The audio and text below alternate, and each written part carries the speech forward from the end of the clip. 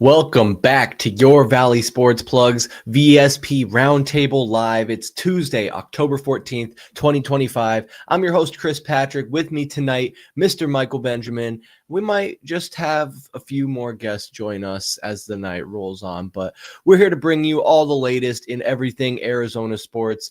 We got your Arizona Cardinals coming off yet another tough loss, this time against the Indianapolis Colts. I don't think anyone's shocked by the outcome. I just think people might be a bit surprised about how close the game truly was at the end. So we'll have to talk about that. We're going to check in on your Phoenix Suns, who are starting their season. The NBA season kicks off next week. A little preseason action underway right now. And the Suns just spent a little bit of time over in China, a little bit of preseason over there against the Brooklyn Nets, I believe it was. So we'll talk about that, and then kind of check in on some other odds and ends around the Valley. It's an interesting time here in the fall. Obviously, very football forward and heavy. But before we get into all that, Mike, how are you doing, man? Glad to have you here tonight.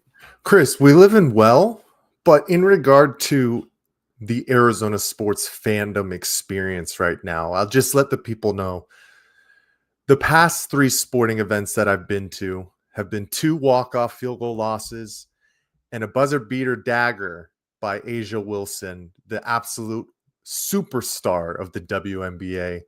So it's been a tough road for me over the past 2 weeks, I would say, but we're going to have some fun tonight. And like you said, we're going to have on probably another one of our friends to really dive deep into what has now become an Arizona Cardinals quarterback controversy. I cannot believe we are already here and it's only week 6, Chris, but how are you doing tonight? I'm doing good. I'm doing good, Mike. A little stressed, if I'm being honest. I mean, just where do you go as a Valley sports fan? Like, where do you go from here? I've talked about being optimistic a little bit more recently, but I think that optimism's starting to wane. But personally, aside from my sports fandom, I'm doing pretty good. The bones are a little bit stiffer. The joints are a little tighter.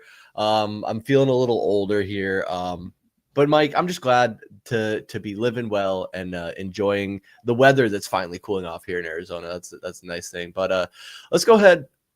I was about to say, I mean, the bones are getting a little bit more brittle, my guy. If everybody out there, make sure you guys wish Mr. Patrick a very happy birthday. I won't dox the age, but I might say that he does have the same birthday as Ketel Marte. So you guys can do your research and find out. But I'm right there with you, man. I got a couple of years on you, but did get out there and run on Monday. Had a nice W. Actually was able to hold on and win like the Arizona Cardinals have not been able to do. So at least one of my Valley teams is getting it done. But let's get into it, man. Let's get rolling. There you go. I was actually going to wake up early on my birthday and go play basketball, and then it got canceled at the last minute. Some weather related incidences occurred, but thank you, Mike. Thank you. It's good to be here for another birthday. But let's get it rolling into these first few topics. Before we do that, thank you if you're watching live here with us on the Valley Sports Plug YouTube page or listening back, available for immediate playback as soon as our live streams are over. Next day audio on all audio platforms. That's Spotify, Apple Podcasts, anywhere that you can check out audio only podcasts. We're there, and you can find us next day. Follow us at AZ_VSP on Instagram, X, TikTok, anywhere really. You can find all our links in the description below and stay up to date on everything going on in the Valley with the sports and everything else, really. Andrew, thank you so much for the birthday wishes. Very much appreciated. But fellas, enough about me. What is going on with the Phoenix Suns? Yep, they were in China over this last week for a couple games. Were they both against the Nets, Mike? Yeah, they both were against the Nets. What was it? October 10th was the first game, and October 12th was the other one. Of course, since they're in China, I think the games kicked off around 5 a.m. was the first one. The second one was about 4 a.m. But nice showings from the Phoenix Suns, right? We're starting to see the culture identity change, Chris. You know, first game was 132 to 127 win in overtime. Dylan Brooks and Devin Booker both had 18. Jordan Goodwin had a nice performance with 19 points off the bench. And then the big man, as some would call him, Malawach with 10 points, 5 rebounds. In game 2, they did drop They dropped that one 111 to 109. They had taken kind of a sizable lead. I want to say about 12 to 14 points in that third quarter. But, obviously it's preseason. Guys aren't going to, play their completely allotted amount of minutes. I think Booker averaged right around 26. And we still don't have our complement of full guys right now, Chris. We're going to talk about it for a little bit here. Obviously, Jalen Green and Mark Williams have been out. But Brooks showed up once again. Oso Ighodaro had a nice showing as well in that one, both with 18 points. And then Nick Richards, who I think right now is probably going to be slotted to be that number 2 big man behind Mark Williams whenever Mark actually does find himself back into the rotation. But he looks big, man. He really has a nice big presence, and he's a great guy to have backing up. 11 points, 5 rebounds. I think the biggest thing for me, Chris, is, and I'll pull some of these up here in just a second too when you start talking, but the Phoenix Suns having a presence on a global stature still, right? This was obviously set in stone before any trades were made. I'm sure the NBA thought Kevin Durant was still going to be a part of the pieces for the Phoenix Suns, but Devin Booker's notoriety still holds weight right now. And man, it was just awesome to see him on that type of level. And it's happened multiple times with him, obviously, because he is a gold medalist and he is an Olympian. But anytime you get to see those guys on that high of a stage, even though it is preseason, it's awesome. And it gets the juices flowing for what we know NBA kickoff or NBA tip-off is literally right around the corner. But what'd you like about the Suns going to China, Chris?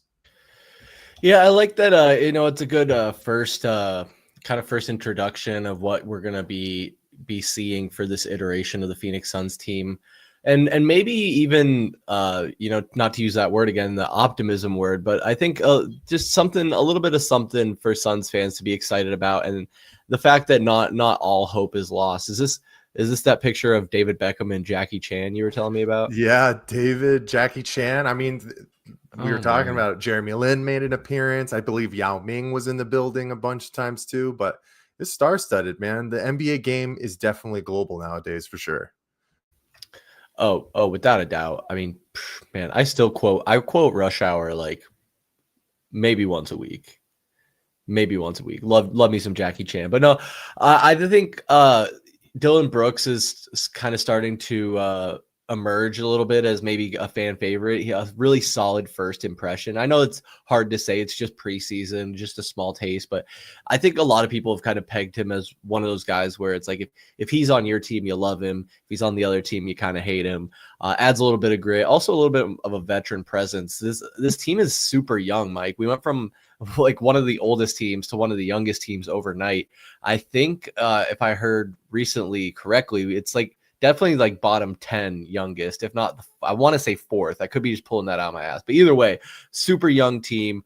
Devin Booker being one of the oldest guys on your team should tell you a lot. Most of them under 30 years old, but Dylan Brooks is one of those guys that's a little bit older without being like past the point of actually contributing. But as far as the answer to your question, Mike, you of course have to take everything preseason with a grain of salt. You can put a little more stock into it, I think, in basketball, but at the end of the day, it's not even a full, picture of what a game would look like based off rotations, minutes restrictions, yada, yada, yada, you name it. But I do like that they were able to go out there, get a win. It looked like they were having some fun. And I guess that was kind of the meme for the Suns fans online, is just all about the vibes. Oh, it looks like the Suns have good vibes. And KD, I think he tweeted and deleted something about like, oh, it's easy to have good vibes when there's no expectations or low expectations. And Mike, it's hard to say that he's wrong there. Yes, I mean, we have to live off of vibes right now, Chris. And if we're living off of your timeline, right, we're gonna have to live off of vibes for the next 3 to 5 years, right? We're gonna have plenty of those discussions, and we're gonna deep dive those discussions next week when we do our NBA season preview for Pass the Outlet. But Chris, I still got to touch on like what you said in regard to the preseason, right? Everything always has to be taken with a grain of salt. The Suns are currently playing the Lakers right now. I believe they're down. But this is the list of guys who aren't playing tonight. Devin Booker, Grayson Allen, Ryan Dunn, Dylan Brooks, Oso Ighodaro, Colin Gillespie, Nick Richards, Royce O'Neal, Mark Williams, Jalen Green. The entire Phoenix Suns are not playing this game tonight. Do they even have 5? They got to have, they're probably at 8 right now, right? Because preseason teams are normally 17 to 19 players deep, right? You haven't made all your contract movements done yet. Not everybody's been signed to their two-way deals if they are, or they're just going to be sent to the G League and that kind of stuff. But, Malawatch is getting the start tonight against our previous favorite center for the Phoenix Suns, DeAndre Ayton. But we have to touch on the late breaking news that I think just hit probably an hour before we started this stream tonight, Chris, which is that newly acquired guard Jalen Green re-aggravated his left hamstring in China, and they're saying he will be out for the October 22nd home opener against the Sacramento Kings, meaning they're saying it's a low-grade hamstring strain and he will be reevaluated in 10 days. Chris, he has not missed a game the last 2 seasons. He missed only 6 games his second year. And in his 4-year career, he's only missed 21 total. I think he only played 67 games his rookie year. How are you feeling about this, man? The new piece where I know you already kind of have some feelings in regard to what the fit between Devin Booker and Jalen Green is really going to be. But for us to now have to wait for a guy who has literally always been available his entire career, finds his way to have the Bradley Beal effect hit him early. I mean, you got to be a little bit frustrated right now, right? Yeah, I mean, every Suns fan should at least be frustrated in that regard, where it's like, what kind of like seance or ritual can we have on the grounds of these Phoenix sports stadiums? It's like, I know we talk about ancient burial grounds or whatnot, but goodness, man, like it's if it's not that, it's the medical staff maybe needs to be under investigation. Like, how well are these guys stretching before and after games and practices?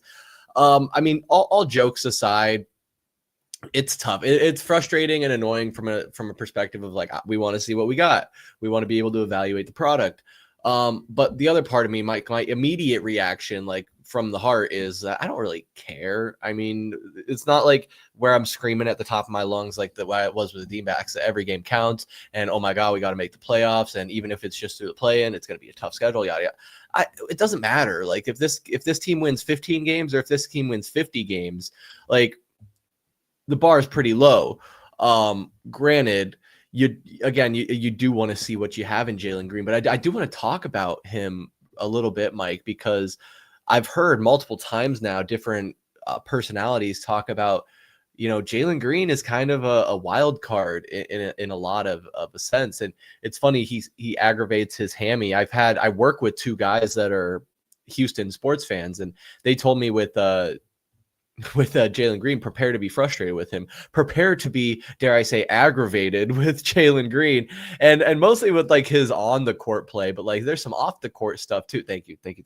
Working on my dad jokes, my corniness as I get a little older here, but could this be a sign of the frustration we're going to deal with Jalen Green? Like I said, not just decisions he makes on the court, but things like this. Obviously player health is a different issue, and you can't always blame the player for that, especially when it's the re-aggravation of an injury. But you could make the argument that Bradley Beal did nothing wrong, but I'm not waving the red flag on the injury yet. But the concern of multiple people I know, like real life anecdotally telling me that Jalen Green's frustrating, national pundits saying Jalen Green's frustrating, and now I'm hearing like Jalen Green is not considered to be a very high IQ player based off the scouting report. So you put all this together, Mike, and it's a whole crock pot boiling of concern for me, from him not starting the season. We don't have a true point guard. How is he going to mesh with Book? It sounds like he's not a very smart player. Like, what are we going to get, Mike? I mean, It's a lot of question marks. Like you asked me a question, and I just posed more questions. But I mean, I think you kind of dissected it in a perfect way, because that sounds like the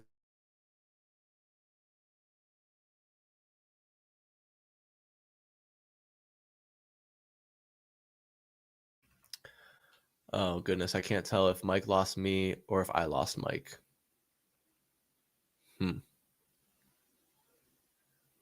Well, I am going to proceed on as if Mike is the one who is frozen and not me. But I mean, yeah, it's more questions than answered. And I don't say it's like low basketball IQ, right? I'm not calling this guy like a complete idiot or anything, or like I don't know him on that level, but we talk about basketball IQ. We talk about it in all sports. What is your IQ for the sport? And with Jalen Green, it's like I think that is something that that is way too close, guys. I'm gonna have to. That's better. That's better. I'm still quite a bit bigger than I would like to be.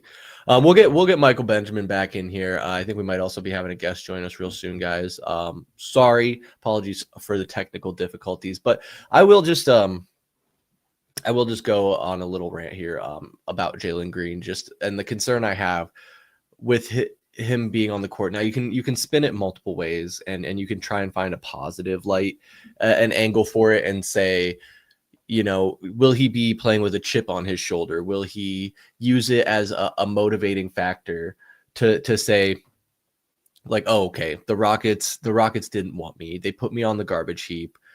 They sold me for Kevin Durant. I mean, obviously Kevin Durant, but an old Kevin Durant, where it's like, that's a young team, the Rockets are, and on the rise. So you want to hit your start of that wagon, and they just bailed on him. So will he use that as motivation to play at a higher level, to elevate his game, to develop a higher basketball IQ when you're paired alongside a guy like Devin Booker, who's kind of been through that journey of development? Like Devin Booker, I don't want to say he is who he is and he can't get any better, but I mean, at what is Devin Booker? 20, 28, 29, I think now. I think he just recently turned 29. No, 28. He's about to be 29 in about a couple of weeks. So he's been there, done that. Granted, Devin Booker's done all his growth within one team, but we've seen multiple phases of Devin Booker, right? Like we saw the young guy come in with nobody around him and with, again, no expectations, but a young guy, and go to where he's finally being mentored by a Chris Paul, as part of also a young team at that same time with a good coach in coaching system, get to the finals, be scoring 40 points in the finals.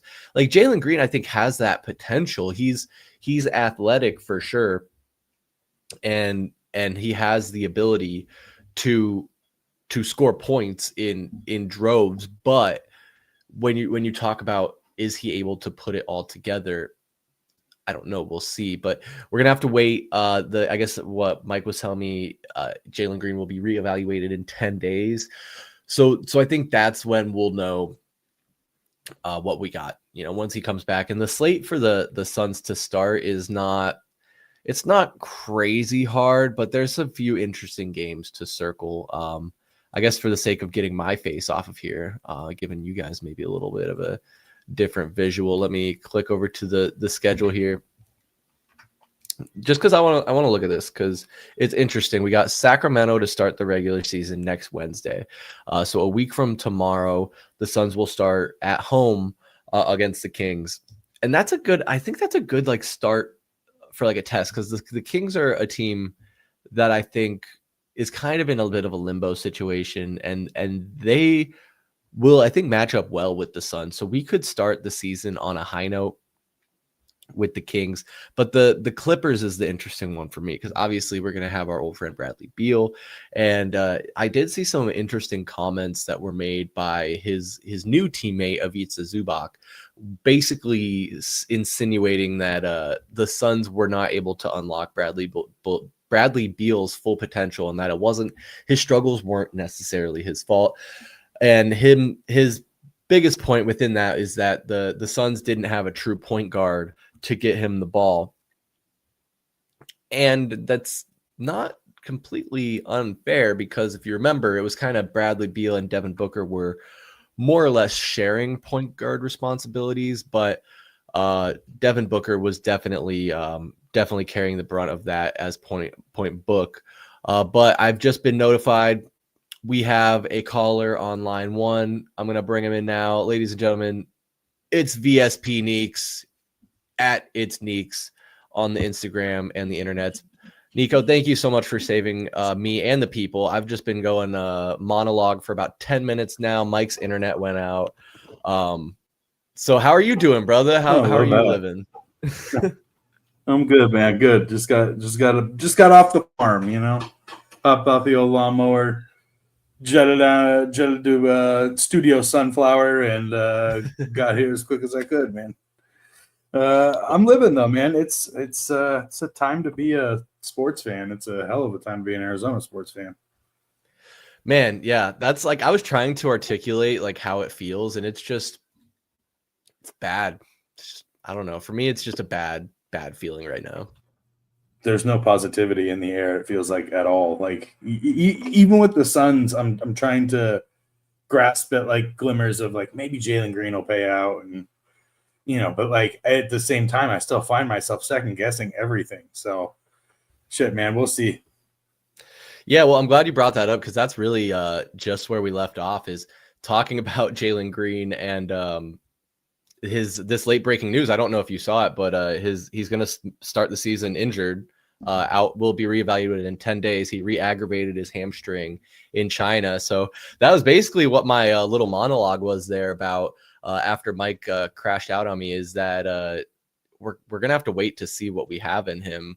But good news is we do have Mike back. I don't know at what capacity. He's still experiencing some internet troubles, but the McDonald's Wi-Fi that I'm pulling from, next to my house is really struggling right now, guys. I apologize. But Niko, what's up, dude? How you doing, man? What's up, buddy? We're living, The last thing, you might have touched on it. I just got here.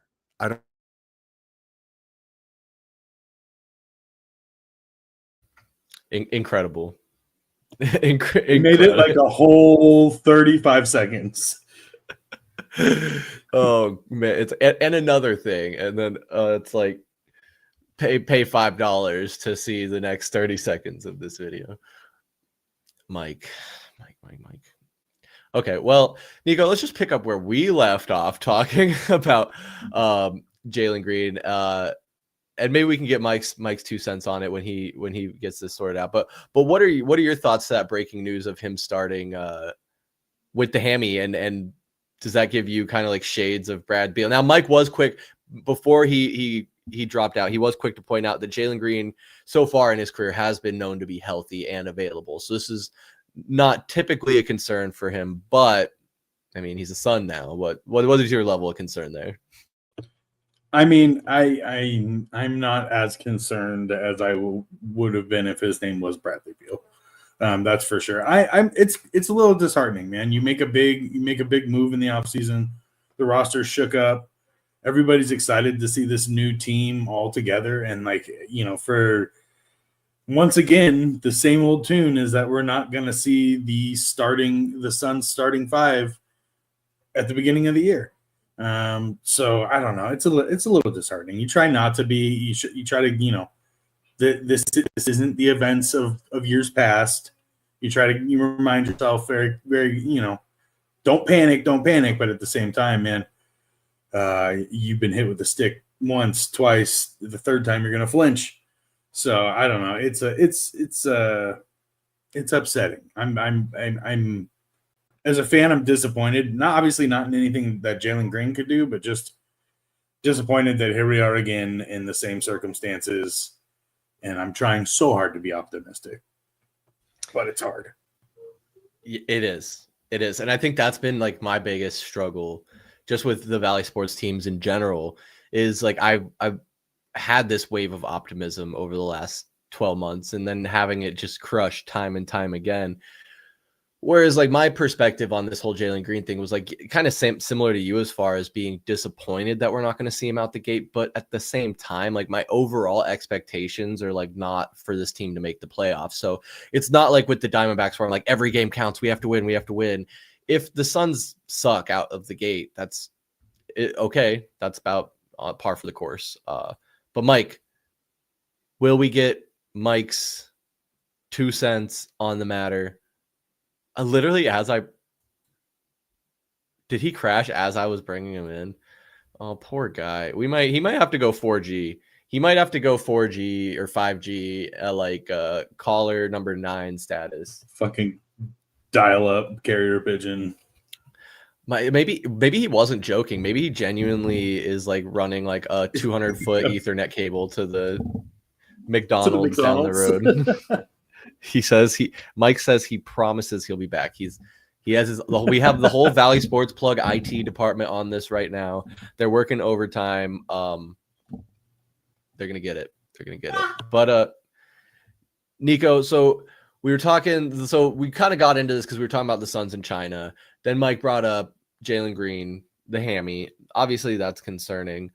I guess overall, we also touched on this being a young team. And while you're here, I want to get your thoughts before we roll into Cardinals and give Mike a chance to get back in here because I know he's going to have a lot to say on the Arizona Cardinals. But how do you, at this point in time, obviously we're just basically at the end of preseason, haven't gotten into the full season yet. But do you buy into the notion that maybe this team has added by subtracting Kevin Durant, if that makes sense? Kind of like we're going to get a better product and a better chemistry from this team now that Kevin Durant is there. Because a lot of, I think I've heard the sentiment that people felt like these young players like Oso Ighodaro, Ryan Dunn didn't feel they could make a mistake or like that they were walking on eggshells or they didn't want to play as freely as they would otherwise because they were worried about getting that side eye from Kevin Durant. I guess, do you give that credence and like the addition by subtraction of it? I mean, I think you kind of have to a little bit, right? Like, excuse me. That was the only way we were going to get better out of this deal. We weren't going to get anything comparable to a Kevin Durant as far as talent goes. The only way we were going to win this trade was if we added we win by losing Kevin Durant and supplementing the right pieces around Devin Booker. I think I think it's definitely like you have to give some sort of credence to it. I mean, you saw it with the Diamondbacks this year too, right? Like Diamondbacks got better by subtraction, like immensely. Like the ball club you saw at the back half of the year was not the same as you saw at the front half of the year. I do think that look, I've said a lot of choice things about Kevin Durant on this specific podcast. I don't think Kevin Durant is a locker room cancer. I do think that Kevin Durant is maybe one of the top 10 greatest basketball players ever. And I think that can be fucking intimidating, especially if, I mean, this is the extent of like Chris, you and I walking into Washington's locker room and Michael Jordan's being, you know what I'm saying? Like Jordan's there. Like that's, you know, like I would be a little worried to miss a jump shot too. Just because my livelihood, you know, I mean, you saw it with Jordan firsthand. Kwame Brown didn't exist a lick outside of the league. But no, man, I think that maybe for some of the younger guys, not so much for like Devin Booker and like Yusuf Nurkic and those kind of guys, but I think for some of the younger guys, like I do think there was a little bit of knock in their knees when you walk in and you see Kevin Durant and it's actually Kevin Durant. And I mean, dude, he walked by me at the Brewers baseball park and I get starstruck, but like you can see Kevin Durant coming from a mile away. So you have a minute to process it. And as he walks by, you go, holy shit. Like he carries an aura. It's a vibe about the way that he handles himself. He almost glides when he fucking walks. Like that, I could see how that could be intimidating for a young crew. So I don't know. I think we definitely, not to like hot take it, but I do think we got better by subtracting. And I think we'll be a playoff team this year. I think we'll be a play-in, like we'll be on the play-ins. So I have been seeing that sentiment growing that a lot of the national media is saying like, watch out for the Suns team. They're going to be better than you think. And that's where I personally do kind of lend into the addition by subtraction, you know, narrative a little bit, because when you invest so much stock into a player of Kevin Durant's caliber, you're automatically going to have a game plan that flows more towards towards him and him scoring. And that was great. And he was reliable for 20, 25, 30 points a night. However, when that's not translating into victories, he can have all the personal accomplishments, but we need to win games. And I think Kevin Durant is good for a team that already has like a good core and just needs a little extra scoring boost.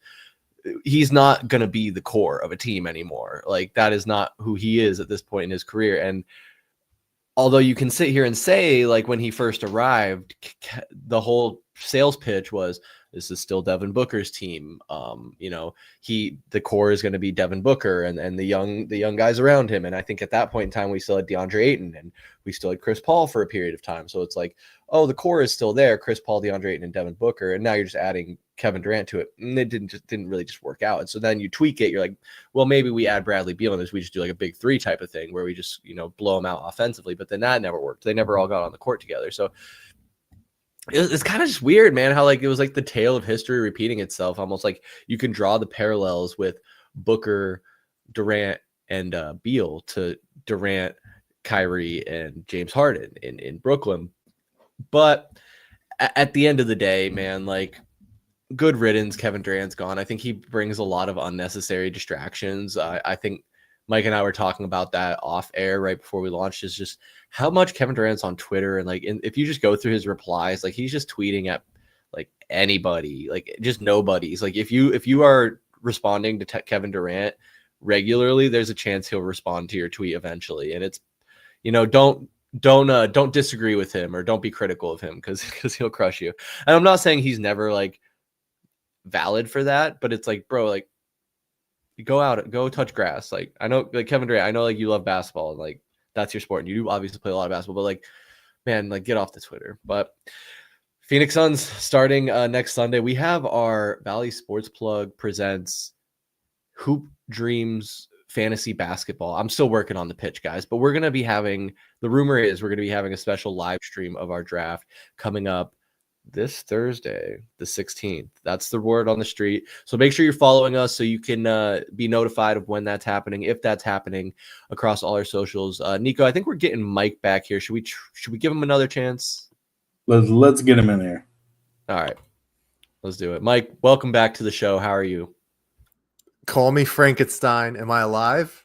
Am I alive here? He's back from the dead. He's back. Testing 1, 2. Cox, I'm sorry. I've been rocking with you for a long time, but your days are becoming numbered. This is getting a little bit out of hand. I have 2 different Wi-Fis. They both went down. And then they went down again. Dog, you could not. So my apologies, gentlemen.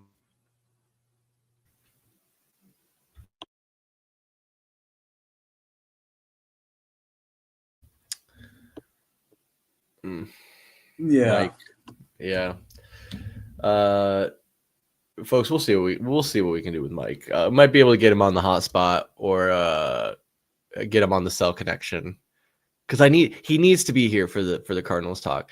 And so Niko, what I was gonna say though before we try to get Mike back in here, and hopefully we can get him back in here soon, is while I got you, I do want to check in on the MLB playoffs. That's kind of taken an interesting turn in a sense. We're now in the league championship series. It's the Seattle Mariners against the Toronto Blue Jays and the Los Angeles Dodgers against your Milwaukee Brewers. Of course, that as of tonight is now a 2-0 series. Both series are 2-0 actually. Seattle with the lead in the AL, the Dodgers the lead in the NL. I guess because it's kind of your area of expertise, I don't know how much time we're going to be talking about this. Let's start with the National League. The Dodgers do have that 2-0 series lead.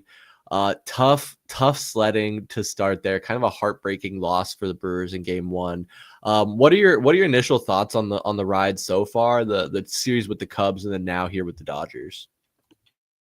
Yeah, so this has kind of been my big fear all along, is that if we saw the Cubs too early, we'll kind of blow our load. And I mean, like, we had this fear with the Diamondbacks in our World Series run when we beat LA, and then it was like, oh, are we gonna have enough juice, or was LA the World Series, it was hostile. inside of both of those ballparks between the Cubs and the Brewers. Those fan bases don't like each other, but it was very apparent in that series. I heard a lot of people who have said I've been to Packers-Bears games. And for those of you who don't know, Packers-Bears games are – you don't want to be wearing the wrong jersey at a Packers-Bears game.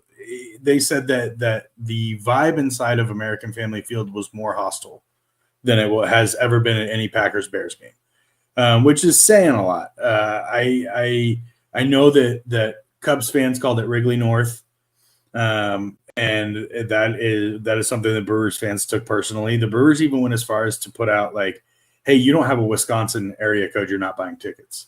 We're blocking you from buying tickets.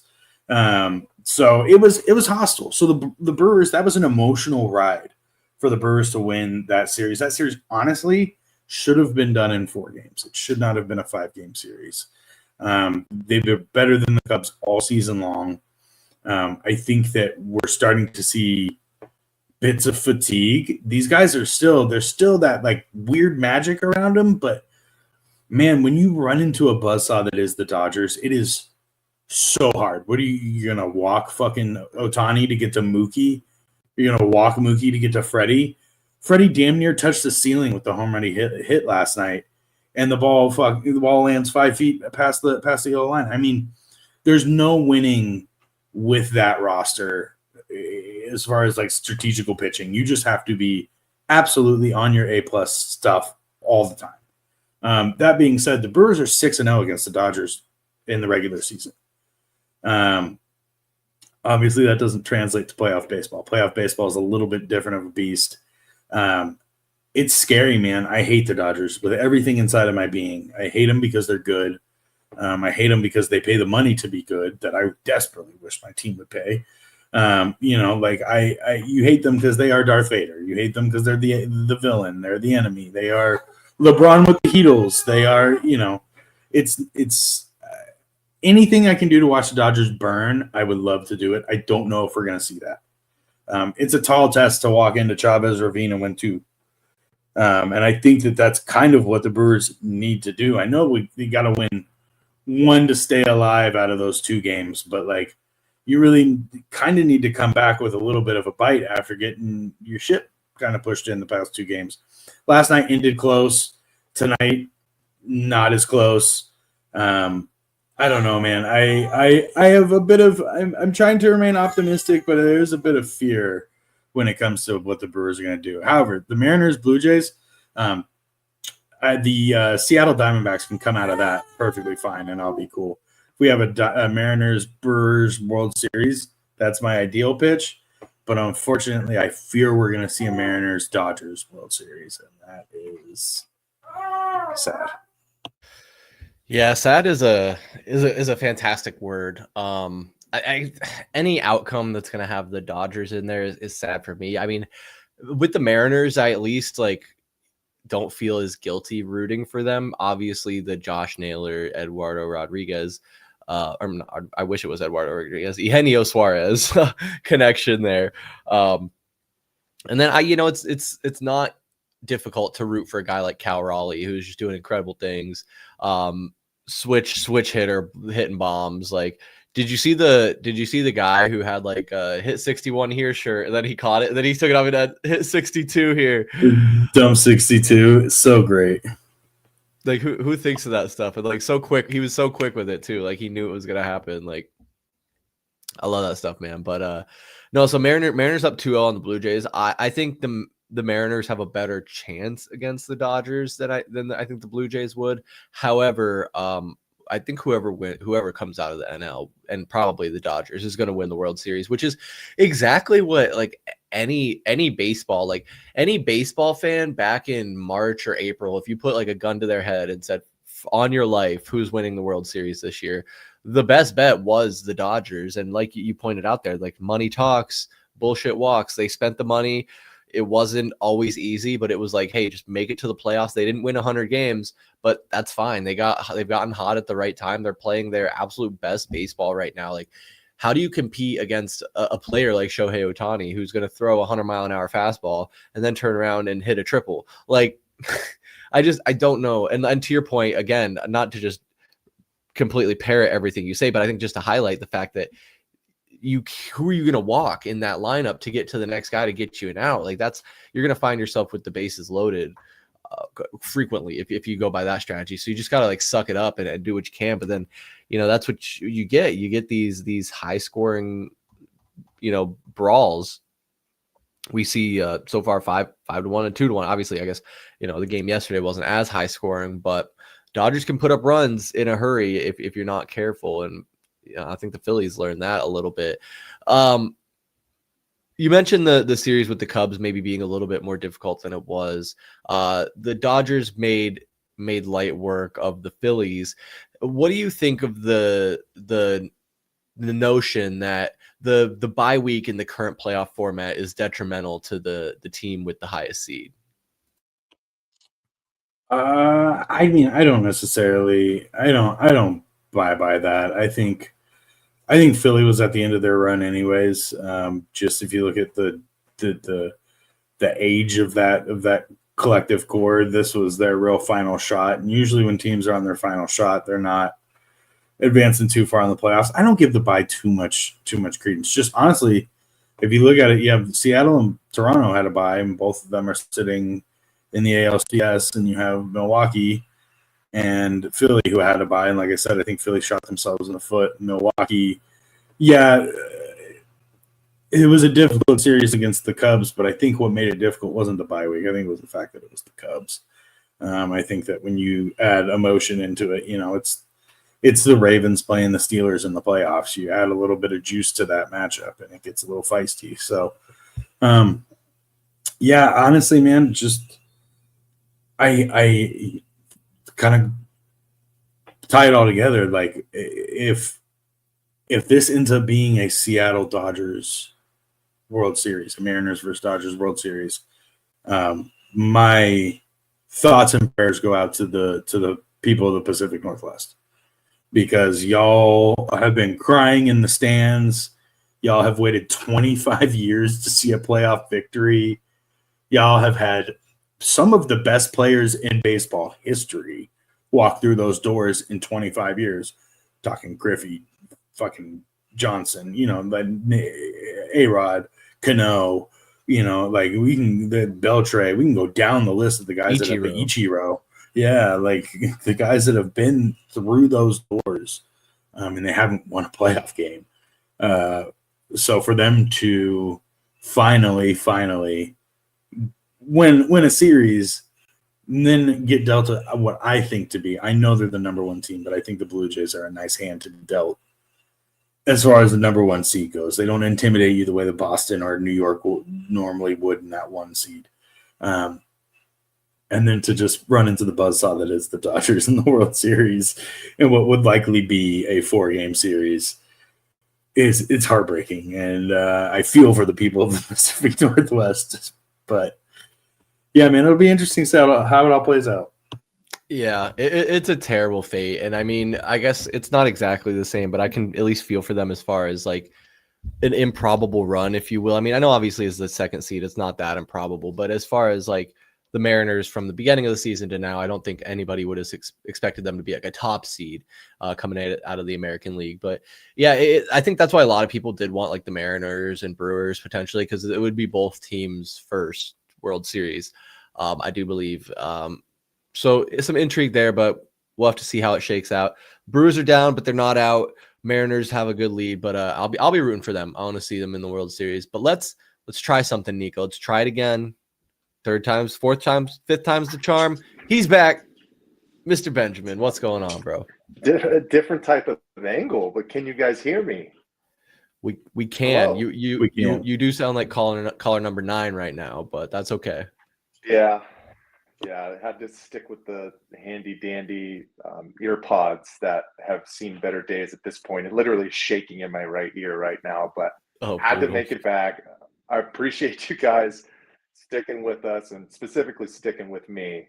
Of course, got the message from Cox that said that the internet is having outage issues until 8:43. So this is where you'll find me for the rest of tonight. But I'm ready to go for sure now, gentlemen. I promise. I'm here for the long haul now. Well, it's good, Mike. We're happy to have you here, and I think it is important that you're here for this next conversation as we kind of round out the round table here. No pun intended, but the Arizona Cardinals. We got to talk about it. On Sunday, we saw them actually be competitive against the really hot Indianapolis Colts. They lost that game 31-27. Had a kind of a chance at the end, but couldn't quite get it into the end zone. Kyler Murray out with I believe, a foot injury. Which is weird because he finished the game against Tennessee, although he did miss a few plays, but came back in, finished play. But he's injured, so he misses. Jacoby Brissett steps in, 320 yards through the air, 2 touchdowns, 1 pick. He hit 7 players with more than 20 yards of receiving. Quite good, if I do say so myself. The Colts do have quite a banged up secondary, so a lot of people wonder, is this a product of Jacoby Brissett playing better? Would Kyler Murray done just as well had he been in there? I have my thoughts on the matter, but I think before we do too much of a deep dive on the bigger conversation here, let's look under the microscope at this game on Sunday. Mike, since you're just come back in here, I want to give you the floor. What you thought of the game with Jacoby Brissett at the helm, and where the Cardinals go? If you were to ask anybody, are you surprised by Jacoby Brissett, a hardened veteran at this point, 10th year in the league, coming in and conducting an offense competently? I would have told you, hell no. I'm not surprised whatsoever. This offense looked completely different. I mean, Chris, you touched right off the top, the 7 chunk plays, which has been completely missing from this offense to start through the first 5 games. 7 in one game comparative to 7 through 5 games total, right? And you start to kind of look and see through the cracks. One of the big stats that kind of jumped out at me as well was the last time Kyler Murray did that was 34 games ago, nearly 3 years ago, guys. Week 8 of 2022, when they were in Minnesota, he threw for 326 yards, 3 touchdowns, 2 interceptions. He was 31 of 44. So almost exactly similar stats. Obviously, 1 more touchdown, 1 more interception, but same outcome. Cardinals lost that game. We are in an absolutely tough position at this point, gentlemen. The controversy is completely here, and it's here to stay, unfortunately. I know we're going to get into the K1 rankings, Chris. I emailed those over to you, so get them ready to rock for us tonight. But, you just start looking at some of these other things in regard with Kyler Murray comparative to Jacoby. Week 4 against Seattle and 51 dropbacks, Murray was pressured 25.5% of the time, but he was sacked 6 times, only threw for 200 yards. Brissett had 47 dropbacks against the Colts. He was pressured 48.9% of the time, only had 2 sacks, and obviously 120 more yards through the air. Kyler's been sacked 16 times this year through 5 games, where he was only sacked 30 times all last season. And then obviously you just kind of start sitting and looking at where Kyler Murray stands within the quarterback forefront, I guess you could say, in regard to statistics. 26th in yards passing this year, 962 yards. He's tied for 23rd in touchdowns with only 6. He's 25th in QBR with 42.8% rating. I think it was comical for Drew Petzing to come out and say that there are similar styles in regards to how Jacoby Brissett and Kyler Murray play football from the quarterback position. That's borderline inappropriate to make that type of comment. We know what Kyler Murray is. He's a 5'9" quarterback who has great speed, but he gets the yips in the pocket and is not able to get through his reads completely, because once things starts collapsing, he literally just can't see over people. Guys, we know this about Kyler Murray now. So he has to get out of the pocket. But this is more so, I feel like, a downfall on the regime, because from what Drew said is they didn't really change much in regard to the offensive system, and Jacoby Brissett seemed so much more competent than Kyler Murray has over the past 2.5 years, guys. And I keep coming back and harping to, it's because they truly never built the system around the capabilities and the true assets that Kyler Murray has as a quarterback. So I don't want to take up all the talking points, even though I've taken up a lot of them. But we are in a pickle right now. Some people might not think it, but I truly do. No, Mike, honestly, like there's so much to talk about with this team, and it's like we are in the center of a shitstorm, quite frankly. And it's been brewing for a long time, and I think we thought that there was going to be some reprieve with this new regime coming in, and now it's like we've talked about it the past couple weeks, even the past couple months. Like the reports in the offseason were watch out for Gannon to be on the hot seat. He was in the conversation for coaches to be in the hot seat, and I don't know. He's in the hot seat now. Like he literally is, and you can't deny it. But within that, Kyler is also as well very much so in the hot seat. Mike, you kind of brought up Drew Petzing's comments about the play styles, and I think that just has to be like highlighted because Jacoby Brissett is 6'4", 235 pounds versus Kyler Murray is a 5'9", maybe listed at 200. He's a little stocky guy, but very different styles of play. Jacoby Brissett is willing to hang out in the pocket, step up, do what he has to do, and is not afraid to take a hit. Whereas Kyler Murray hates to get hit, where he will scramble out, he will bail early on the pocket, or he will take unnecessary sacks.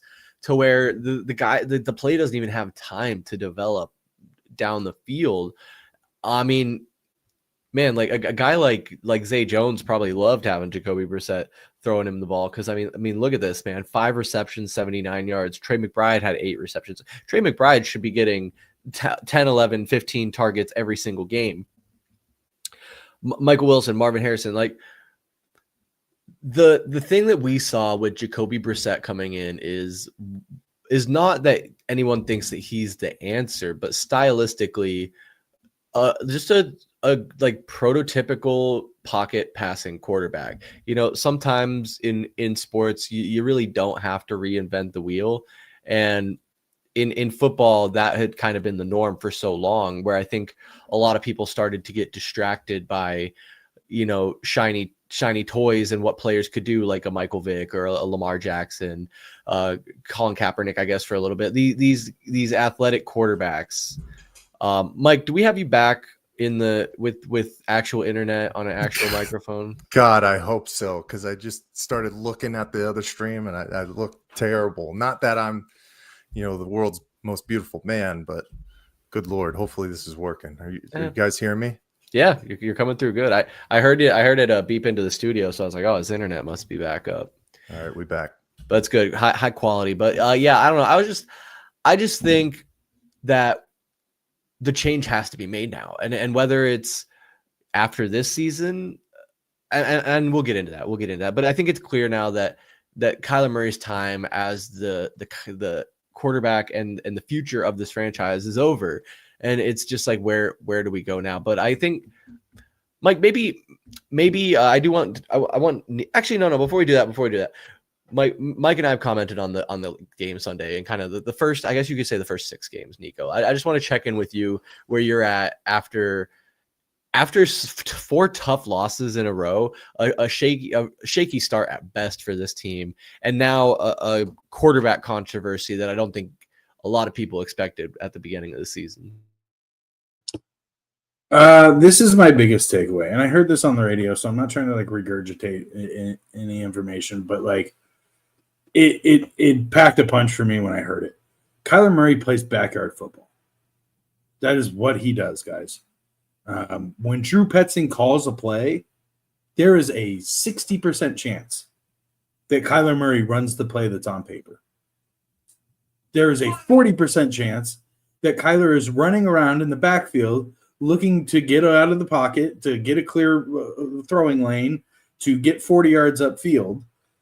Jacoby Brissett, when he gets under center, you know what you are getting 100% of the time, because Jacoby Brissett is going to run the 5-yard hitch and not think about taking off for 45 yards. Now, it's a double-edged sword, because when Kyler takes off for 45 yards and we have a big explosive boom play, that's awesome. It's a huge momentum boost. Great. It's the flashy stuff that people like to see. Sorry for Nash. She's screaming in the background. But I honestly, like, when you look at it, like, Jacoby is the perfect backup because of that reason. Because Jacoby's going to come in and run the play. He's going to make Drew Petzing look really good. And I don't know if that's necessarily what I want, because I don't know if it. And this is maybe just a hot take on offensive coordinators. You need to be able to work with your personnel. Like, you can't, your personnel can't fit. You can't. You have to be able to fit your play style to your personnel. Like, the fact that we have Kyler and we have not known what to do with him for 7 years is wild to me.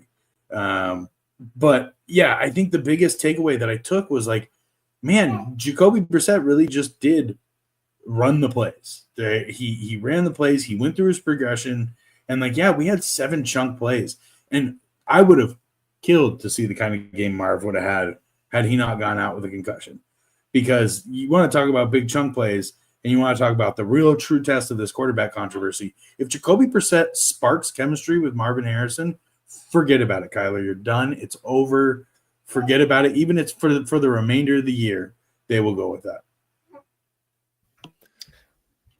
I was going to say, Chris, the key point that Niko brings up, though, I feel like as Arizona Cardinals fans, I think the people who are truly tuned in is that Jacoby Brissett is a backup. Like, he is truly an NFL backup.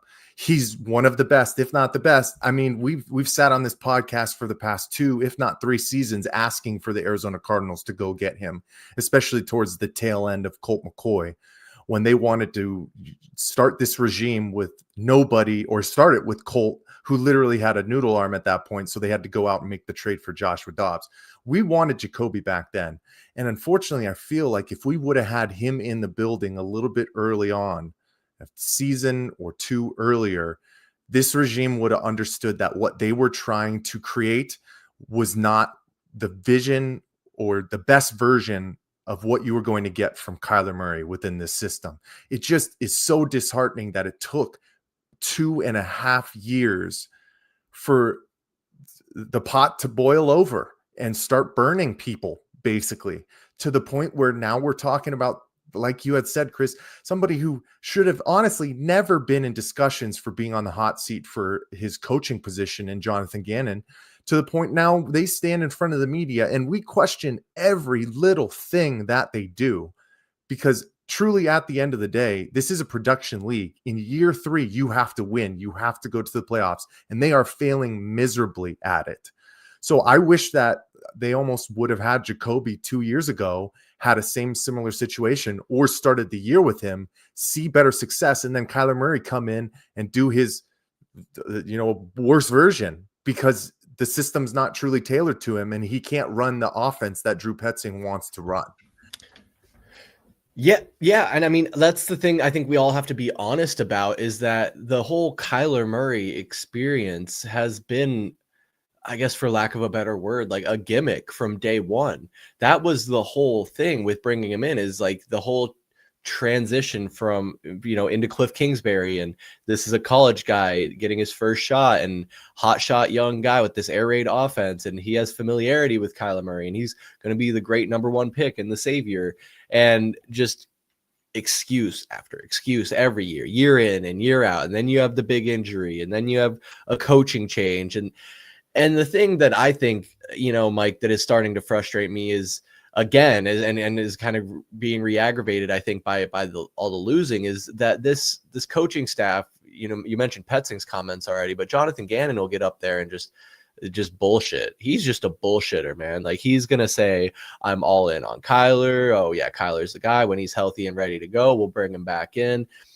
And I think that a lot of people have been, kind of zooming in on that phrasing of when he's healthy, he'll come back in, where it's like, he's not saying like, we need Kyler, hopefully he's ready to go this week, we really want him back. Like, you can dissect comments every which way, but I think, in a perfect world, they probably would like him, Kyler, to sit one more time, see if Jacoby Brissett was just lightning in a bottle, kind of a one-off thing, because that's what backups are for, right? You're supposed to be able to get one good go out of them, or, come in for a few drives here and there, but they're not supposed to, finish out your season for you.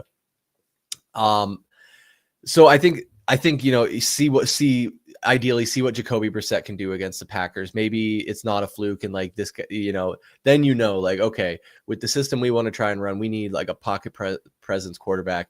Can we move Kyler this offseason? That's a conversation I think we might want to table for another day. Is what the trade market looks out there for him. But so I at least, as I sit here and call John Gannon a bullshitter, which he is, I kind of get part of that is him being a salesman too. Because if you come out and you're like, we give up on Kyler, he sucks, throw him on the trash heap, you're automatically lowering his trade value inherently. But again, trading quarterback is not something you see a lot in the NFL. I can't even probably think of the last time a quarterback was traded off the top of my head, especially a former Heisman, a player of the perceived caliber of Kyler Murray. But the last thing I'll say, and I know I'm kind of rambling and it's been kind of hard for me to organize my thoughts, but I've found a lot of value in listening to the post-game radio show for the Arizona Cardinals and tapping into what the fan base thinks. And I listen a lot of the times, and Mike and I listened for, I felt like a solid hour, hour 15 driving back from that Titans game. And everyone wants to prescribe for this team what Kyler Murray should do. Kyler needs to do this. Kyler needs to learn how to do this. Kyler's not going to learn fucking anything. Kyler is who Kyler is. He's not getting any better. He's a good quarterback. He's not a great quarterback, and we have to stop trying to jam the round peg into the square hole with Kyler Murray. Maybe another coach can, reach him and have him operate and function in his system. I think everyone just needs a clean slate, and all that to say is, I think Kyler should go, but we have a lovely segment where we're going to check in regularly with Mr. Benjamin and VSP Tallman on how they're feeling with Kyler Murray and his position in the proverbial hot seat. We talked about John and Gannon's hot seat. Now we're going to talk about Kyler Murray, of course. VSP Tallman is not present, as you may be able to see. So we asked VSP Neeks to share with us his ranking for the hot seat. So I do have it here. I presume Mike back on his computer will pull up the graphics. Yeah, I got it. But Chris, so obviously if the people weren't with us last week, we got to show them last week's rankings. So I'm sitting middle of the road, right? Coming off of a Tennessee Titans loss that arguably was the worst in franchise history. I started the season a little bit lower. Well, no, I started the season higher. I started at a 7 because the whole situation that I felt in regard to Kyler Murray was this was literally his last chance. And the way that he played those first 4 weeks, I didn't feel like he was the reason why this team was consistently losing games, right? He was doing what he was asked to do. He was helming the offense to the best of his ability, which honestly wasn't that high of a level, but he wasn't losing them those games. So I was sitting kind of right around a 4 through the first 4 weeks. Obviously, after that kind of implosion, you got to bump it up. Tallman's been consistently moving up. He started at a 6. Now he's at a 7. So, Niko, we'll give you the floor first. So before I pull up the graphic, you can kind of give the people your thoughts and then let them know the number, and then I'll pull it up. Yeah, so I mean, I have been a staunch Kyler Murray supporter from day one. Short Kings Unite, whatever you want to call it. I have had mad love for my dude. This is the make it or break it year. And this is the year as a fan where I said, pull your fucking heart out of it. Cool, you like the guy. Awesome. Is he a good quarterback for our team? Watching what I've seen this year, there's mistakes that are unforgivable for a 7-year quarterback to be making. Unforgivable, guys. The backspin into your own backfield to try to see if you can find somebody open in a last-ditch effort, resulting in a sack for minus 12 yards, and now we're at 3rd and 22. Unforgivable mistakes. I have slowly, my meter, honestly, to start the year, given the fact that Kyler came out and we looked the way we did to begin the year, I would have been like 3, probably 3s consistently. The skid that we've gone on is alarming. It's alarming. And then what I witnessed on Sunday doesn't sit well with me. I witnessed Zay Jones be a fucking receiver. Like I witnessed multiple receivers being used, like guys that like names I hadn't heard called on broadcast in a really long time, because Kyler goes to Greg and Marvin, because I feel like Kyler feels like he needs to do that. The kind of football team that this football team can be with somebody else at the helm. Well, we do need to be careful of grass is greener on the other side, and it's a refreshing taste of Jacoby Brissett. Jacoby Brissett got that out of our guys. Now you give me a starting quality quarterback in there. What does this football team look like? That's why right now mine's a 7. My ranking for Kyler Murray is a 7. I think we are dangerously close to getting Kyler Murray out of Dodge. That's a great graphic. Pretty good, right? Yeah, it was well done. Well done. I think I wrote in our chat, what if a Kyler Murray story? I do truly feel that will summarize the extent of his stay as an Arizona Cardinal. Maybe his NFL career, but honestly, the sad part is that I do see him going somewhere like Carolina or some godforsaken football team and then being a stud and somehow making it work, and us just being the Cardinals that the Cardinals always have been. That's PTSD probably talking. But I do have concern that we pulled the trigger early, and Kyler is that guy, and it was just our organization. But at the end of the day, we've had 7 years of this, and that's what I have to continue to remind myself, guys. We've had 7 years of proof and rookie mistakes. So that's where I sit on our hot seat. Chris, can you kind of give the people what both end of the spectrum is? So if you're sitting at 1, what does that really say? And then if we're at 10, what does that mean in regard to Kyler Murray? Yeah, that's important context for sure. So you're hearing us throw out these numbers. 1, it's the Kyler Murray hot seat. So if you're a 1 on the hot seat spectrum, it's Kyler's job safe. Kyler will be back manning the helm next year as our starting quarterback with confidence, and that's with confidence. So obviously you follow that logically, 2 is a little less confident, and so on until you get all the way to 10, where you're with a 10 ranking for the Kyler Murray hot seat. That's you saying Kyler Murray will absolutely not be back next year. So this is a ranking for his hot seat present day, to if he'll keep his job, not week to week, but if he'll keep his job after the end of the resolution of this season. So 10 is that at the end of the season, Kyler loses his job. Now, what does that mean? Does that mean that we trade him? Does that mean that we do the unthinkable and we cut him? We could save like $45-50 million of a cap hit, but that would be, who would do that without getting anything in return? Do you do something even, like, I guess, because that's the thing, starting quarterback, right? Do they do the unthinkable and do they get a quarterback and pay their backup quarterback, Kyler Murray, $45 million to $50 million to be a backup? I don't know.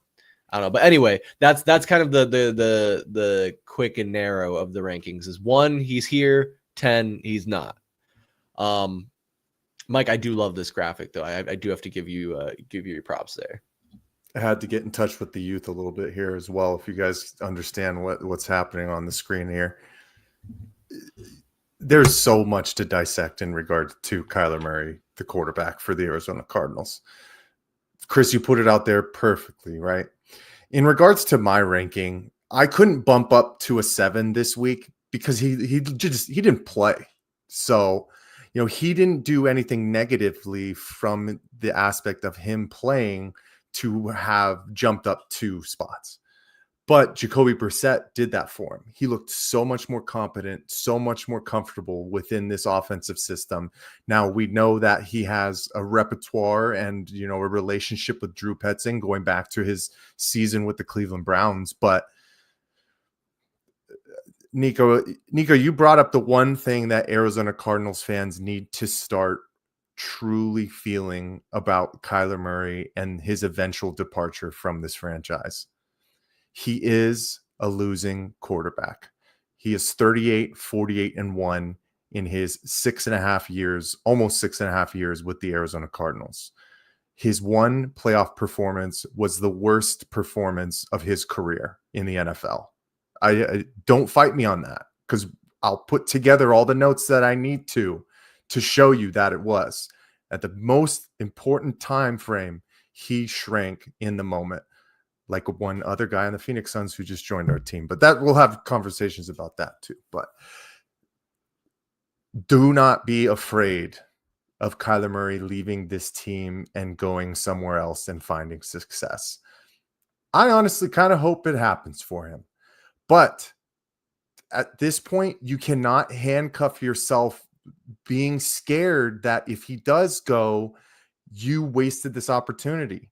And going back to what Niko said, it's been 7 years. We gave him so much more extra time going through an injury to come back and elevate people around him.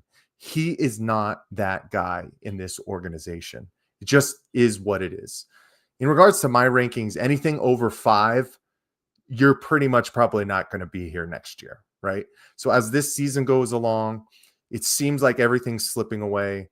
And when the Arizona Cardinals more than likely go into the bye week 2-5, because I don't think Kyler's going to play this week as well, they're going to give him an opportunity to try and fully rest up.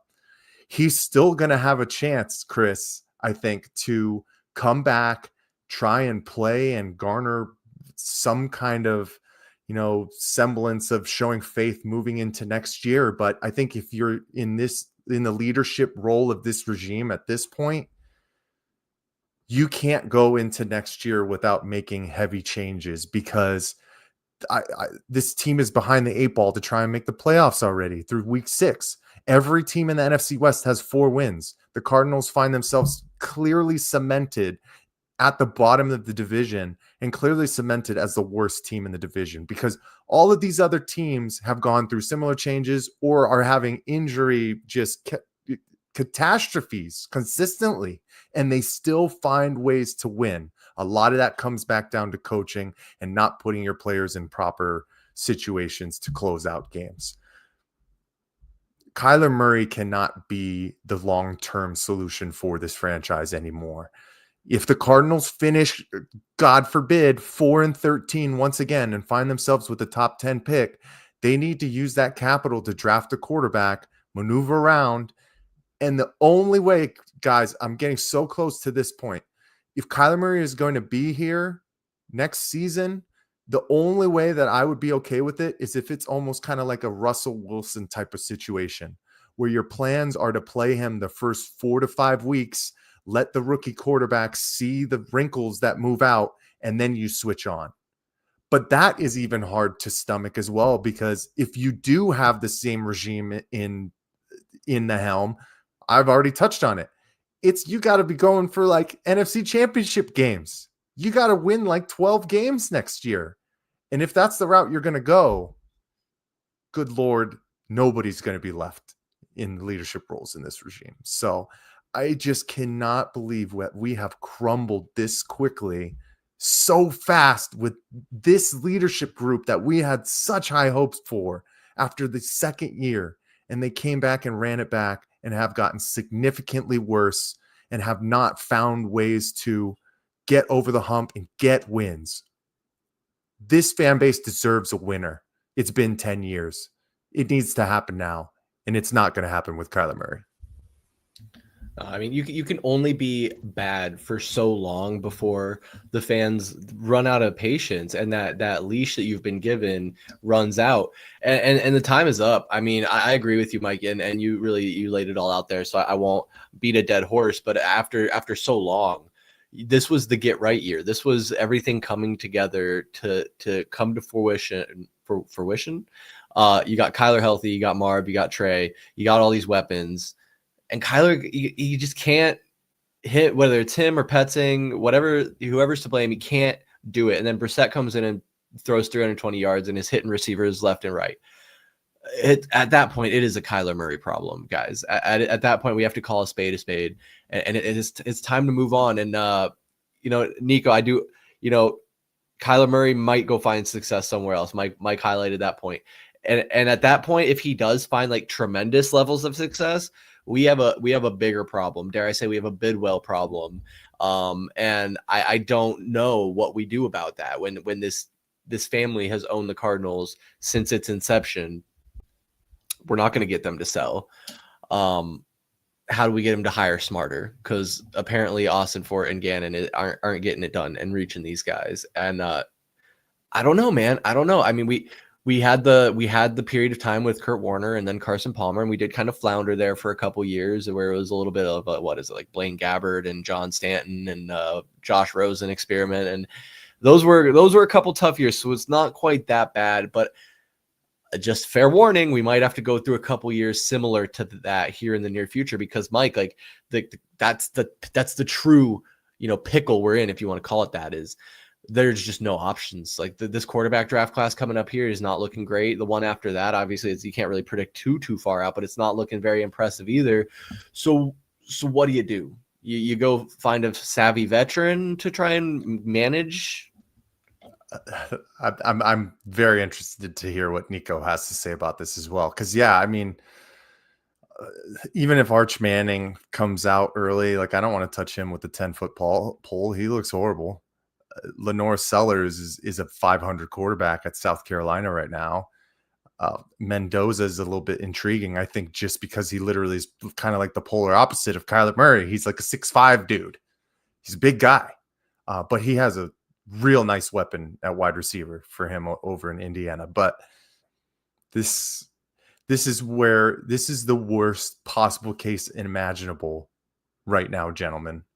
You have no long-term solution at quarterback because the time is up. And has this franchise shown that they're willing to quote one of the best head coaches the Arizona Cardinals have ever had? Are they willing in this era to risk it for the biscuit? Are they willing to give up draft capital to trade and go out and get a truly high profile type of guy and give up leverage for the future? Never seen it. Don't know if it will ever happen, because what we've seen from specifically this regime as well is that they love their draft picks. They try to capitalize, then bring in a lot of them. But unfortunately, and we know it's not just our franchise, right? It's a lot of franchises in the NFL, but it's been a lot of swings and misses, especially the past 2 seasons. And now these guys are young. Yes, you give them opportunities. But good Lord, there's a lot of guys who are jumping off the page and becoming like top 5 players at their position in the NFL. And, cross your fingers, looks like Will Johnson might be one of those guys at the cornerback position. He's been the top ranked cornerback in PFF rankings to start the season. But the impact guys that you needed, the way that you built this roster are no shows, right? Where's Walter Nolan? Darius Robinson's consistently hurt. The guy that you trusted in and didn't take Cam Scatterboo, which for Michael Bidwell is still kind of a head scratcher, because the guy seems to just want to make money with building casitas and little lounges and that kind of stuff. You draft Cam Scatterboo, that building is full every single weekend. Even if the Cardinals are still 2-4 right now, the Valley would show out just to ski scat. So that's another head scratcher. But, going back to what I was saying, the guy that you were hoping was going to take the next step, the literal first opportunity that he had, he hurts himself and goes on IR, and Trey Benson. So having no plan for next year in a real need to get it done season is truly scary. And I'd be scared shitless and clenching my butt cheeks if I'm Jonathan Gannon and Monty Austin for it, if they can't turn this season around. And thank God there's still time, but the outlook is bleak, Niko, right? I mean, what are your thoughts on where would the Cardinals go if they do move on from Kyler Murray next year? Well, you kind of hit on it, man. There's not a whole lot coming up in the next couple of quarterback draft classes. Not this year, not next year, not even the year after that. They're not making quarterbacks in college the way they used to. At risk of sounding like the boomer yelling at the clouds here, they're not making quarterbacks the way they used to. A lot of it is focused on dual threat, and a lot of it is not necessarily the guy that can see over the line. We are dealing with a lot of Kyler Murray style quarterbacks in NCAA because it translates really well. I think that the only thing that we have to do is pray that some star quarterback is a falling out, that there is some sort of incident that happens in Dallas or in Philadelphia or, somewhere where we can go in and go sneak and get a Dak Prescott on the low because he wants the hell out of Dallas and Jerry's done with it and whatever it may be. We need a Deshaun Watson-esque distraction in order to get an elite quarterback here. That's unfortunately what I'm trying to say. We're not going to go out and give Kyler Murray and a bundle of picks and get a elite quarterback. I don't think any GM in their right mind with the sample size that Kyler has given us over 7 years is going to say, yeah, we'll do that. The teams that you're looking at trading for Kyler would be like Cleveland. And then you're asking, are we getting Quinshon Judkins out of the whole deal? Or because if we're not, then I don't think there's a situation where we get a quarterback back. At least at that level. That's the scary part, is that we're going to go into it. And Mike, you said a name, but we probably will end up drafting someone like an Arch Manning, or best situation, Carson Beck looks the role of a quarterback. He's a big dude, but like I've said publicly on here, if you have a Cavender twin, you can't take that home, put a rock on it, then I don't know if you're going to be able to lead a football team. So I'm a little worrisome, gentlemen, a little worrisome. You're saying he has a fumbling problem. Yeah, I would say that he is fumbling. 6'7". Okay. We're you didn't have to say it. We're too old. We're too. Yeah, I don't know how. old, I don't know how to meme these memes, Mike. But no, guys. Obviously, very intriguing conversations and conversations we're going to continue to have, because honestly, I can't imagine. I imagine there are teams out there that would be interested in Kyler Murray's services. It's the return. I think for me, I'm always when it comes to a cut and ties with guys like this, I'm kind of the mind of kind of like Niko, we talked about with the addition by subtraction of Kevin Durant.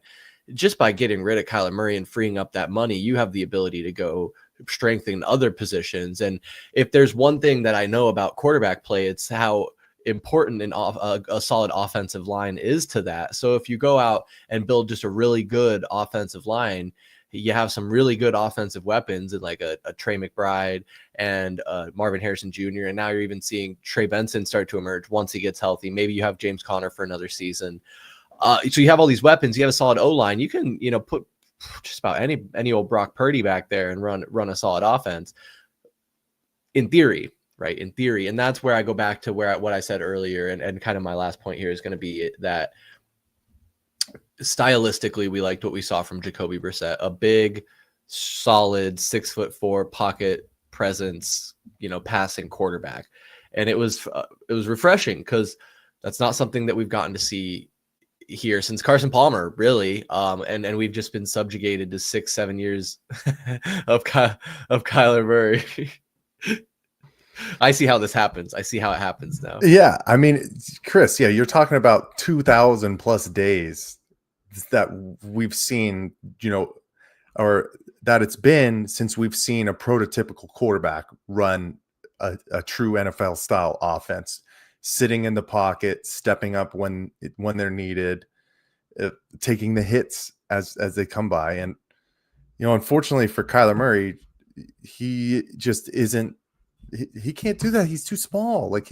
He has to fight for his life almost, kind of on a consistent basis. The one thing that, is if things continue to go sour, I think unfortunately, the one memory that I'm going to have is, that third down play on where the Cardinals are on their own 10-yard line. Things have not been going well in week 5 against the Tennessee Titans in the fourth quarter.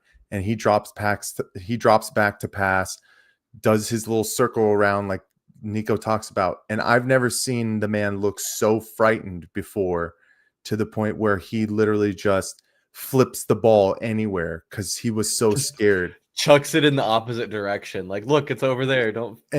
And those are the plays that Niko touched on in regard to, 7 years we're making these kind of weird decisions and mistakes, where it was close to being a safety at that point because he was almost in the end zone. So it's truly disheartening, Chris. At the end of the day, it truly is disheartening that you can just tie it into the Valley as a whole. We haven't had a lot of opportunities to have the first overall picks, and the two major ones that we've done in the past 10 years, swings and misses, unfortunately. Yeah, could you say of like catastrophic style? Like, could you say that? Yeah, you definitely could, and the comparisons are funny because like when you started to mention that, they're like, of course, you go to the Ayton comparison, and I didn't even really think of that one, but it was just a series of swings and misses and what ifs for Valley Sports of what like potentially could have, like, bringing in Bradley Beal and Kevin Durant, what could have happened, like you mentioned, drafting DeAndre Ayton. How many moves have the Diamondbacks made where we thought like, whoa, like bringing in Jordan Montgomery, bringing in Madison Bumgarner towards the end of his career? Like, there've just been big swings and misses by teams. And I've heard people even like, when it's all said and done with Kyler, and there'll be a lot of like looking back on it. And I think when the day finally comes where Kyler Murray is no longer on this Cardinals team, Mike, we're going to do a full episode just memorializing Kyler's time with the Cardinals, and the questions that I think a lot of fans need to start asking themselves, especially the Kyler loyalists, is why did Larry leave this team the way he did? Why he didn't want the farewell tour. He was there for the beginning of the Cliff Kingsbury era and was like, yeah, fuck this shit, I'm out. Those are, we talk about the would love to be a fly on a wall scenarios. Like, would have loved to know the true conversations between Kyler Murray and Larry Fitzgerald, because it seemed like Larry was kind of ran out of town. And I don't think it wasn't just because of Kyler. It was kind of how Larry felt about the organization towards the end of his career. And Chris, we're literally at the point where Larry Fitzgerald is going on to the Hall of Fame ballot next year, and he still has like not officially retired from football because he felt some type of way. I honestly feel that. I feel that, and it hurts my soul, because if anybody needs and deserves recognition, not for himself but from a fan base, in order to reminisce about the greatness that was Larry Fitzgerald, it's him. And we don't have that opportunity to do it because of where our franchise sits and the continued weird decisions they make around their star players. Granted, it seems like they're starting to kind of turn the corner on some of those things, like you can talk about in regard with Patrick Peterson. They mended that relationship. He was able to sign his last day contract and retire a Cardinal. And now he's, a guy who comes and talks about the Cardinals on Valley Sports Radio every week. And I love it, man. Like, those are the kind of people that you want to hold in high regard. And I think the tough pill to swallow is a lot of us wanted that from Kyler Murray, but it still is a production league, and he just has not shown that through 6.5 years. And the time has run its course. But overall, Chris, I'll give my last thoughts kind of on the Cardinals in regard to what I think we're going to see the next couple of weeks. I don't think Kyler Murray is going to play on Sunday against Green Bay, nor do I feel like he should. And it's not because It's not because I think it's time to go to Jacoby Brissett full time. I think it's get your foot right. From what they're saying, these are the kind of things that if it's tweaked, then it can end up he would go on IR and be out for multiple weeks. Like, I need definitive answers, even though a lot of us already feel like this, that Kyler Murray is just not, you can't win completely at all with Kyler Murray. Because if you truly think about it right now, we've only played 6 games. We technically have opportunities to go on a win streak similar to like what we did last year and stay in this fight, because yes, the NFC West is getting a little bit more hobbled. We talk about Fred Warner going down for the season for the San Francisco 49ers, but the difference is those teams fight through their adversity and continue to win. We don't have a winning culture. This regime has not built a winning culture. They find different ways to lose.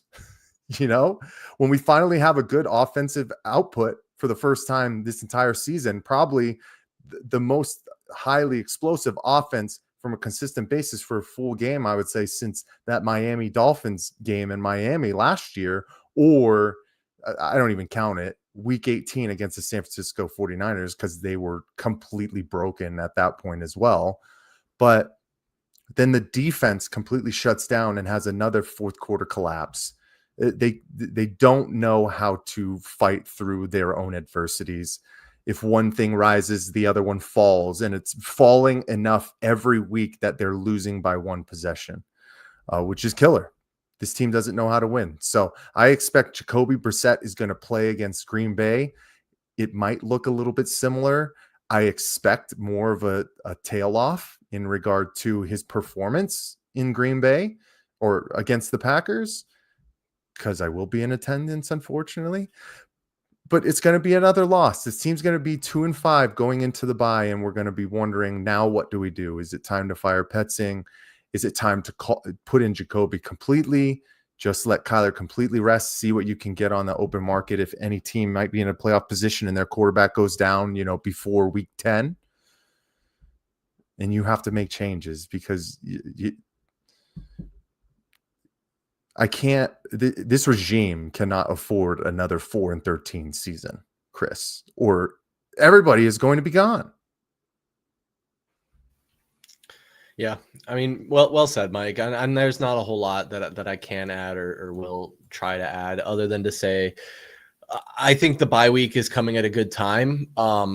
Get right, like you said. I don't think Kyler should play this week. It's not really any benefit in him rushing back out there. It's not like we're in a dire fight for the playoffs at this point. Still early in the season, very early. We had a lot of people had said, like, if the Cardinals can win one of these next two with Indy or Green Bay, that they'll, it'll say a lot about the outlook for the rest of the season. Now I think we're stuck in kind of a gray area, because they did lose to Indy. We expect they're going to lose to Green Bay, but they looked pretty good against Indianapolis. So if they also look pretty good against Green Bay and fight competitive in that game, the conversation gets interesting. And I think the bye week gets interesting. We've seen a couple head coaches in the league get fired so far. There is movement, and even in college football, it's a weird time in the game of football right now. A lot of moving parts, but Mike, you mentioned the winning culture of a team like the San Francisco 49ers, or even the Kansas City Chiefs to a great degree, because Patrick Mahomes continues to put it together with like no-name receivers. And we go back to our childhood, and Tom Brady was always putting it together with basically, free agent guys. And then the joke was always like, oh, this guy was a plumber last week, and now he's a tight end for the Patriots on Sunday, catching, 10 passes from Tom Brady. The winning teams and the successful teams in this league have that foundational culture that they can kind of, to an extent, of course, plug and play in a lot of these situations. And I thought that we were really starting to get that with Jonathan Gannon, and I was starting to sing his praises within the last year. But now I feel like we're starting to see a bit of a regression. So this is, I think, going to be a bit of not a turning point necessarily, but a check-in point. We're gonna know which way this franchise is headed. And I don't know, a lot of questions out there right now, and we've posed a lot, we've asked a lot of questions, and then we're not going to get a lot of answers anytime soon, but we're going to keep we're gonna keep doing our best we can to make sense of it all and wade our way through these waters. But Mike, it's been a good stream. It's had some ups and downs. Sounds like Niko might have lost some power at his compound, so we fight on. The Valley overall, I would say, Chris, over the past 5 days with the rain, and especially, if you live in Tempe, hopefully you got out of it okay yesterday, because good Lord, all the trees that were going down and the sideways rain and winds was absolutely crazy. But the Valley is in a little bit of shambles right now. I already touched on it to start. Last 3 sporting events that I've been to have all been basically walk-offs. Got to see Asia Wilson hit the dagger basically on the series, even though it was game 3 on the Phoenix Mercury. 2 walk-off field goals for the Arizona Cardinals. The Phoenix Suns, we're going to have some fun conversations about true expectations and what we truly think they're going to look like next week as well for Pass the Outlet. And then obviously with the Arizona Diamondbacks, this is a season or an off season of, you got to keep an eye on everything they're doing to see if they truly want to be a competitive team next year, or if they're going to wait to 2027 when their guys get healthy. But, it's always a pleasure to chop it up with you, Chris. At the end of the day, we're a little fanboy podcast of Valley born and raised kids talking about the teams we love, even though sometimes, and unfortunately a lot of the times, they do suck. But a lot of familiar faces in the chat today as well. Shout out Andrew. Shout out Low Tone Capone. It's always good to see you, man. And then shout out Niko. Always appreciate his time. Another Valley kid, born and raised. Love his insights as well. We'll have VSP Tallman back soon. We'll have our fantasy football or fantasy basketball draft this Thursday as well. So tune in, have some fun. That one will be a lot more low key and we'll just be BSing around. So come and join us for that one as well. But Chris, I think that's all I got for the night, man. Let's head out. Yeah, no, let's do it. Well said, Mike. You catch us on Thursday, our fun little kickback stream. We're just going to be enjoying some drinks, drafting our teams, ribbing each other a little bit. Love to give each other shit. But Mike, I love coming and talking Arizona sports with you. Shout out to everyone in the chat. Like you said, Low Tone with the new profile picture. I don't know how I feel about it, my guy. I'm not going to lie to you. But respect. But I respect it. No, always a pleasure to come on here with you guys. Went a little long tonight. We fought through the adversity, but we made it out. No matter what, whether we're here on Thursday, we'll be back next Tuesday, no matter what, for another live stream with you around 7 p.m. Make sure you're following us at AZ_VSP across all social media so you can stay up to date. And of course, right here on YouTube. Ladies and gentlemen, thank you so much. For Michael Benjamin, I'm Chris Patrick, and for Neeks as well. Thank you, Niko, for joining us as you could. But anyway, Valley Sports Plug. We'll see you next time. Peace.